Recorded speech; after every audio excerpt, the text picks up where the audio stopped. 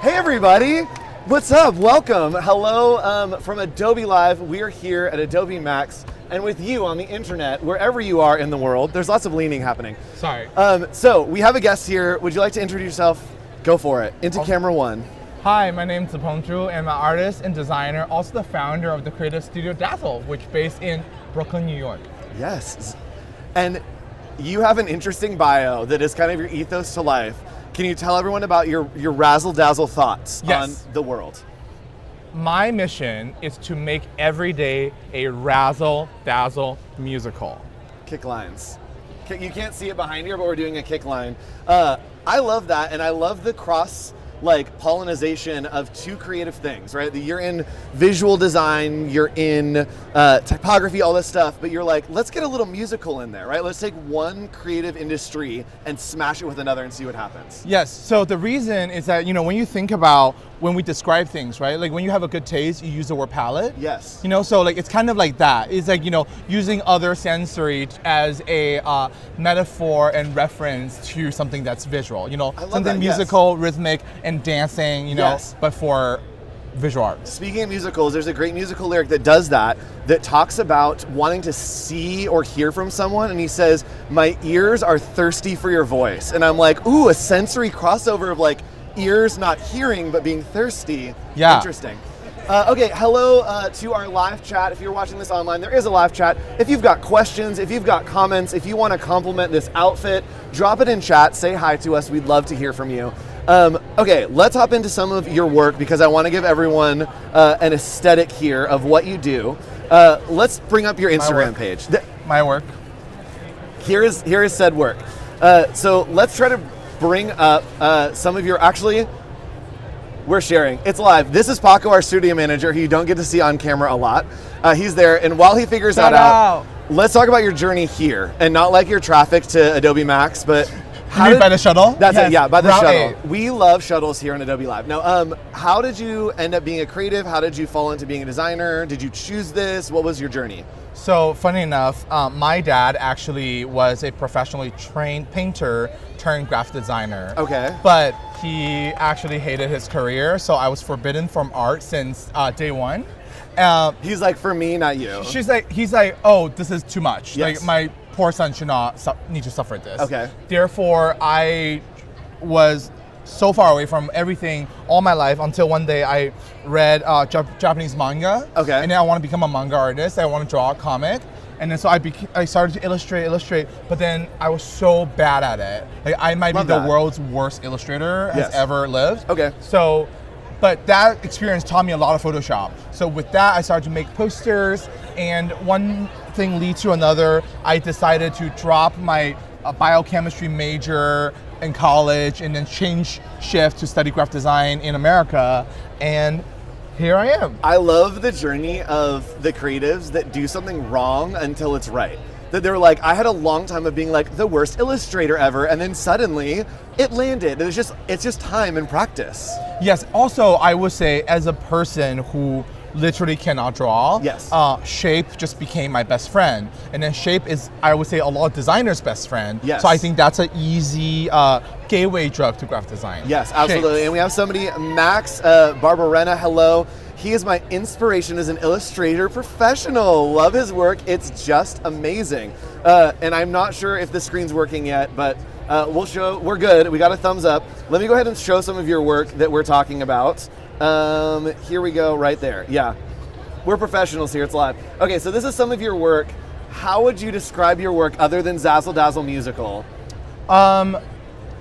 I have 3 words. Yes. Colorful. Love it. Relentless. Yes. And exuberant. Ooh, relentless. Relentless. Why relentless? Let's talk about that. So I had the luxury and the privilege to take Debbie Millman, the legend, as my professor, and then we had to work on these words with her. And then she loved the slightly negative connotation of relentless. Okay. Because I was trying to use a word to describe hardworking, but hardworking doesn't really describe how hard I work. Yes. Therefore, we decided to go with relentless, to own that word and then really embrace it and then make that a part of the ecosystem. I love that. Yeah. And it makes you have to step up to the challenge, right? Because if you're like, oh, I'm determined, then you're like, okay, at some point I cannot be determined. No. Relentless is like, it cannot stop. I'm obsessed. Yes, I love that. Okay, so in your work, you do a lot of color, but it also has a lot of meaning and story behind it. Can you talk about like some of your work here that you have? Let's pull this up. Can you talk a little bit about this project, initiatives, and kind of your passion for advocacy and kind of working with communities? Yes, 100%. So as an Asian immigrant living in America, the past many years has been challenging, but the past two, ever since the pandemic, has been specifically difficult. And so we have the horrific shooting happen in Atlanta, Georgia, and right after that brutal murder has happened, I got a call from Times Square in New York City that they wanted to put out a PSA. So they wanted to tell people that hate has no place here, and then we should fight the virus, not the people. Yes. And so we were, the whole thing came really fast. The Atlanta shooting happened. I got a call I think 5 hours afterwards, and then I stay up all night relentlessly. Yes. Work on the project, and it was out the next day. And then the next day, the digital graphic took over every single screen in Times Square. And then there is also, if you go through the slideshow, there are various different. Oh my gosh! This is a 92 feet tall, and it's also on all the Big Belly trash cans. It just everywhere to really let this message out and then hopefully to be heard. Yes, and I love that like in your work you can see like across the board the story and the aesthetic, right, of being relentless, of the color and the pattern that you incorporate, but the message changes, right? That it's something that a lot of people were saying, that a lot of people wanted to comment on, that a lot of people were like, yes, hate has no place here, let's all agree on that. But seeing this, it's you, right? That it's the message, but it's being told by you, and so it's new, it's fresh, it's interesting, which I think is so cool. Thank you.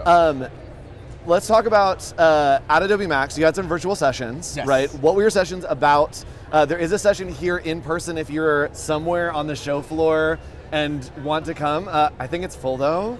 You can still try. We encourage you. Yeah.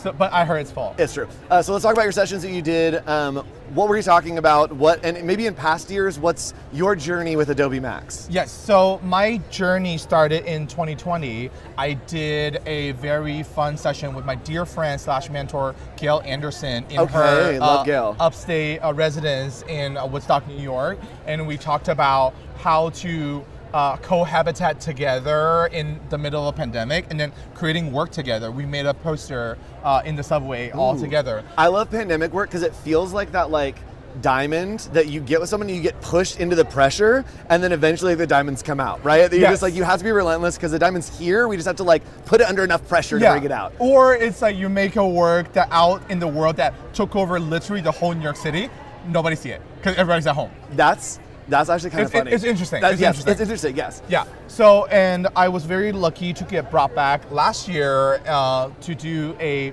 talk about pattern. But then this year, I have two sessions, two virtual, one in person, that both about color. And the virtual session is called To All the Colors I've Loved Before. Oh, color's like a thing that you're interested in? Yeah, I am. Big surprise, shocking. Breaking news. Shocking. Breaking. Okay, cool. So let's keep talking about some of your work. Let's talk about some of your other passions, just because I like this with creatives. Outside of design, what are some things that have maybe like influenced your work? What are things you're passionate about that you find like bleeding over into your work? That you're like, I never thought that would happen, but like just a little spice that got sprinkled in there. 100%. So to me, if you go to my social, you can see a lot of like the work is personal driven work. And for me, I like to use my own life as inspiration. Like I am not like a reference kind of person. Whatever I see, whatever I hear, whatever I experience, I try to use that as inspiration. Because for me, the inspiration coming from within is a guaranteed authentic response. Yes. And then instead of worrying about, oh, am I subconsciously, copying someone else's work or whatever, And to me, what you just pulled together, I do a lot of pride work as a queer person who live in New York City. I felt like and also who has been on a journey to discover who I am, my sexuality, and my identity. Yes. That I feel like now I have so much feels about that. And then when I have feels, I want to put it out to let people feel what I feel. Are you, as a creative, do you feel like you communicate your feelings better visually than audibly? Like, would you rather show someone something of a feeling than like tell them about a feeling? 100%. So I went to school for visual communication. So for us, you know, the image should say all the words that you need. I mean, in my case, I use words to say the words, but like a little bit hinted gesture, I try to elevate the message a little bit more. Yes. If that makes sense. Yes, absolutely. And chat, we see you there. Hello, chat. If you have questions, go ahead and drop them in. We're going to keep going here and talking a little bit more about some of your work. And there is a lot of work here that kind of represents you, right? I can see you in the work. Can you talk a little bit maybe about things you have overcome, or is there any struggle of like being a queer artist in the industry? Like, I know that there's sometimes this like tension between how much do I communicate, what am I showing, that kind of stuff. Have you found tension, or have you just fully owned this is what I'm showing and this is who I am? 100%. So I think the past few years, like I leave everything that I've ever made on social media. So if you scroll all the way back, you can see the journey that I've been through. And I think the longest time I create work that was just purely form-based. There's not a message behind it, which I think it served who I was as a creative at that time, because my career just started and I just wanted to explore. I just want to be experimental, try different things. But then, you know, ever since 2016, ever since the previous election, I just decided that I should, as an immigrant, like I can't vote, I can't have a lot of other things, but I can exercise my freedom of speech. So therefore I became more political. I want to use, because also as a graphic designer, sometimes you feel kind of powerless and useless as a, you know, I'm not there saving, like, I'm not on the front line. Yes, you know? And people are like passing legislations and you're like, I put some type on a page. Yeah, I'm like, right? I made a IG post, yes, you know? Exactly. But to me, I felt like that was one of the way for me to not only express myself, but also sort of to be a part of the community member, to help the people, the community, and the causes that I really care about. That's awesome. So I've been scrolling through these kind of as we've been talking, and a lot of these are videos. I love this. A lot of these are videos, and you show a lot of process. Now, you're someone who I'd say has like a specific aesthetic, you have a style. Were you ever like nervous about sharing the process of like, ooh, somebody's gonna try to do this, or have you been like pretty open about here's how I do things and here's the inside scoop?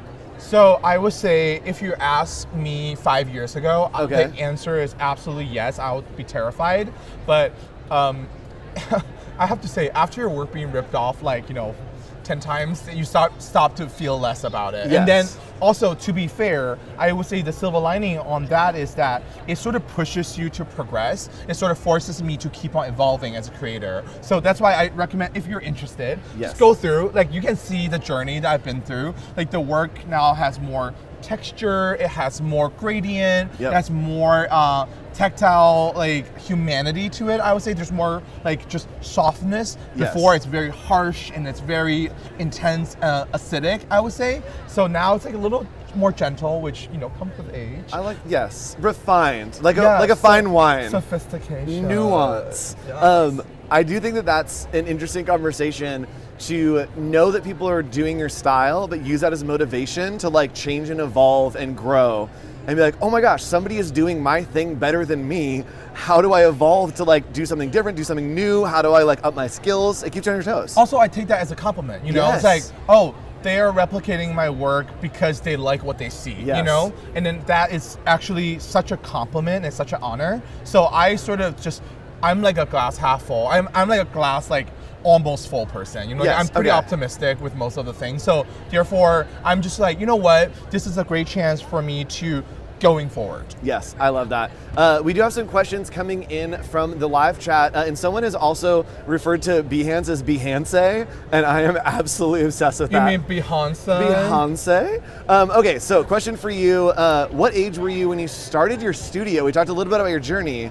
Where did you land? Yes. How was the transition? So I graduated in 2013. I had the privilege to work at the very prestigious studio Sagmeister in Walsh for 2.5 years. Oh, yes. And I started my studio right after that in 2016. Okay. So we just celebrated 6 years of my studio. Congratulations. Dazzle, Claps and chats. Yeah, so, hopefully there are many, many 6 years in the future. Yeah, many 6 years. That's how we're going to, every 6 years you celebrate, Yeah. not only every 6 years. Yes, exactly. I love it. So you were there pre and Walsh, right? You were Yes. there still together. Okay, Yes. cool.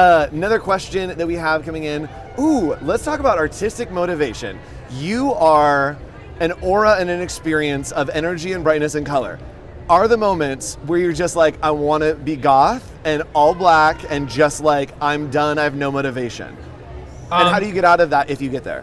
So my usual, I don't really, first of all, I'm not a believer of creative block in the sense that I felt like creative block, the way that I see it is your brain tell you to calm down. Yes. Take a deep breath and then come back later. Yes, it's not a stop, it's like a pause. Come back. Yes. Come back. Yes. Maybe tomorrow, And for me, motivation becomes easier when it's coming out of my life, I only make things when I feel like it, So usually I love that. Yeah. Life is hard enough, why force yourself to Yes. work, You should only work when it brings you joy when it comes to personal work. If personal work is, causing so much stress, then I might say it's not worth it, Yes. If you Don't don't do have, that to yourself. Yeah, and I think that in the creator economy of we have to be posting every day, if you don't have something to say, don't say it. No.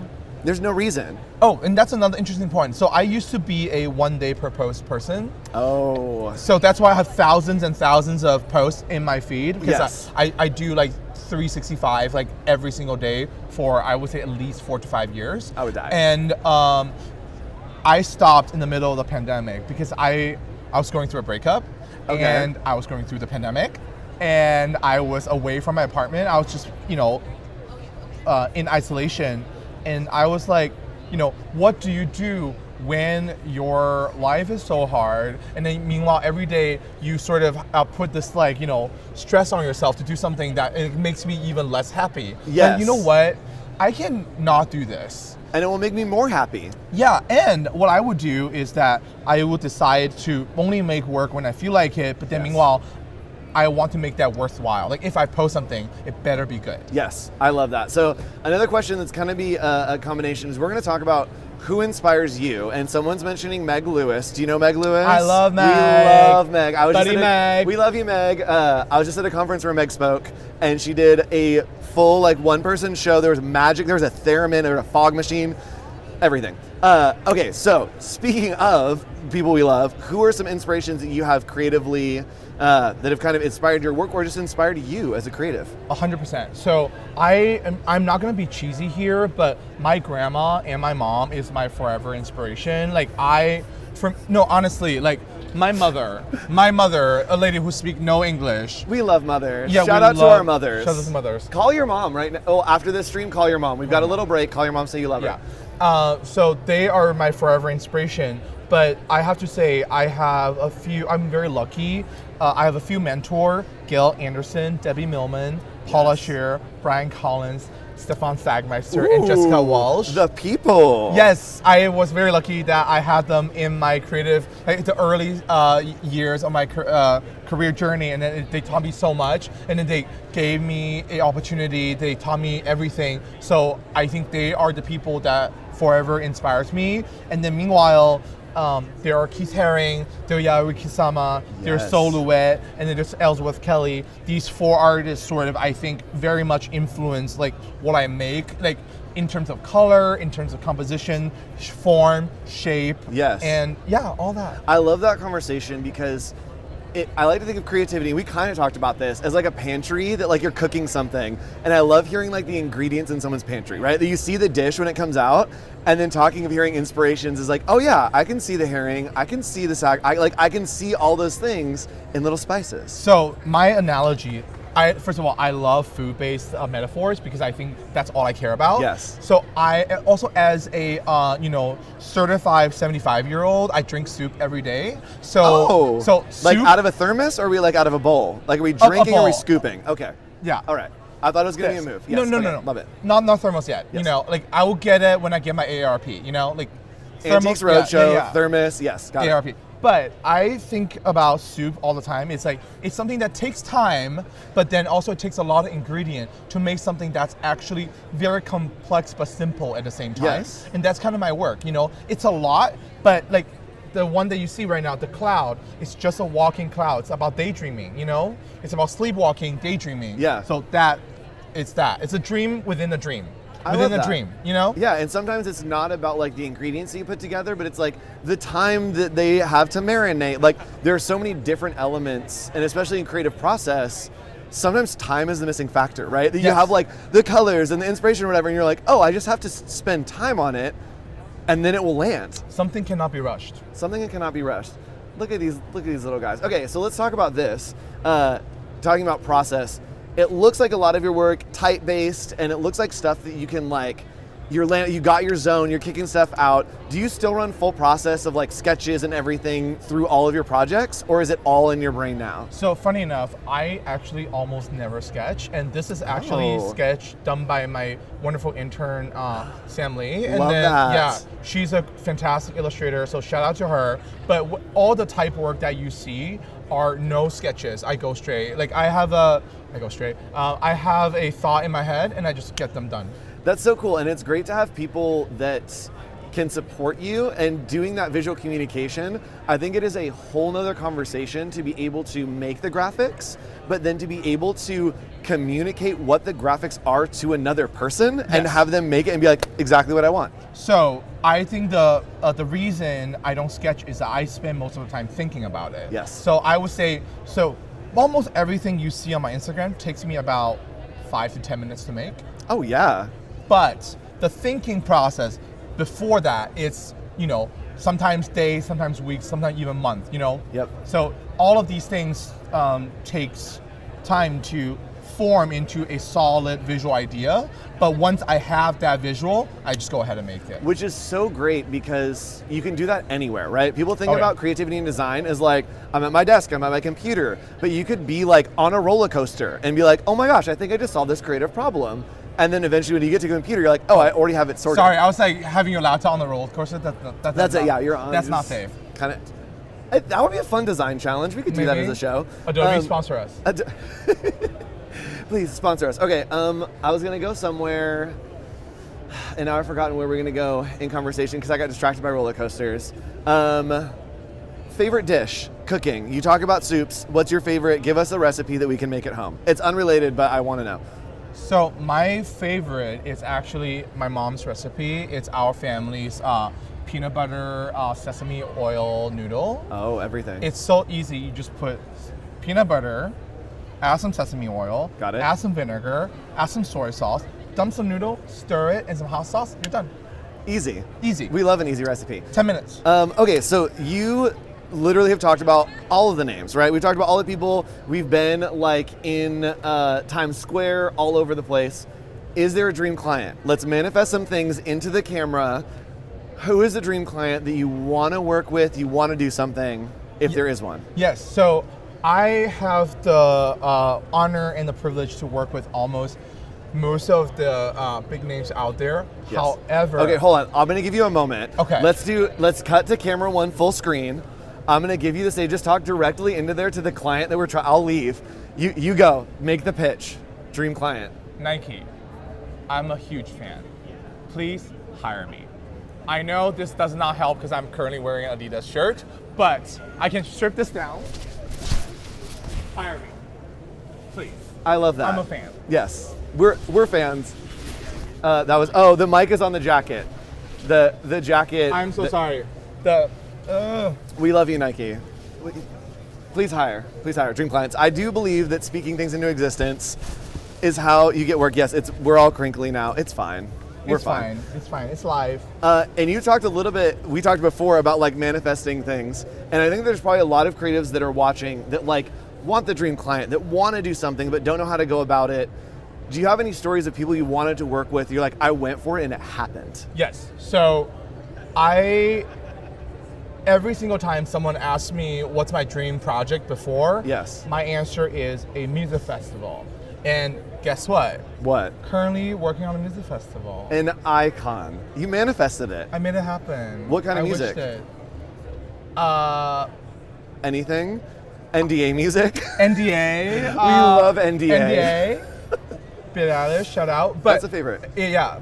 But what I would say for the music festival, when they came to us with the inquiry, I basically just gave them a call, jump on the phone, and I said, hey, this has been my dream project since the day one I started my practice.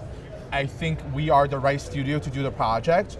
Of course, everyone in the industry that you reach out could do a great job, but we're the person to do this. Because we want this more than anybody else. Yes, I think that there's a conversation to be had between there are projects that you want to get based on your skill, and then there are projects you want to get based on your passion. And being able to sell passion is like, hey, look at my portfolio, who cares? I want to tell you about how much I want to do this and how much I love the brand, like have this story, want to be involved. I love that journey. Okay, so let's look at your website real quick for where people can get involved. What is your website? So I actually have two websites. So this is my personal, zz-is.it, ZZ is it. But you can also go to my studio's Instagram/website. It's both at dazzle.studio. Same URL, same handle. This is incredible. All right, so I think we have a couple more minutes. Chat, if you have any questions, drop them in there immediately. And yes, people are talking about selling passion, absolutely. And I love that we're seeing more work here as we scroll. You just have an endless amount of work. Okay, for Reverb Mike, yes, I am fully aware I'm wearing an Adidas shirt and asking Nike to work with me, but I did not know I was gonna ask this question. This is just an outfit. Don't read too much into it. We're adaptable is what we're saying, right? We're flexible. Agile. Agility's a big sports thing, Nike. We're versatile. We're running. Okay, so yes, check out those links. Give a subscribe. Give a follow. Do you have any, okay, I love to do this. Do you have any general life advice or inspiring thoughts for all the people watching? Maybe not something we've talked about yet. What would you want to say to everyone in the world if you could? Yeah, so I think one of the best advice I ever gotten as a creative is my previous boss, Stefan Sagmeister, said, if you don't ask, you won't get. Means that whatever that you want, you should just put it out there, demand for it, because worst comes to worst, it's a no. That's fantastic. And no is fine. Yes, because there's going to be a yes somewhere. Exactly. If you knock on enough doors, somebody's going to open. Yeah. That's it. And then he said, you know, yes is made out of 10,000 no's. Mold it together in the pressure of a diamond. Sure. All right, thanks for joining us, everybody. Make sure you subscribe to Adobe Live, wherever you are. We're live all the time, plenty of content for you. We will see you again. Thanks so much for joining us. Bye, everybody. Bye. Elevator down.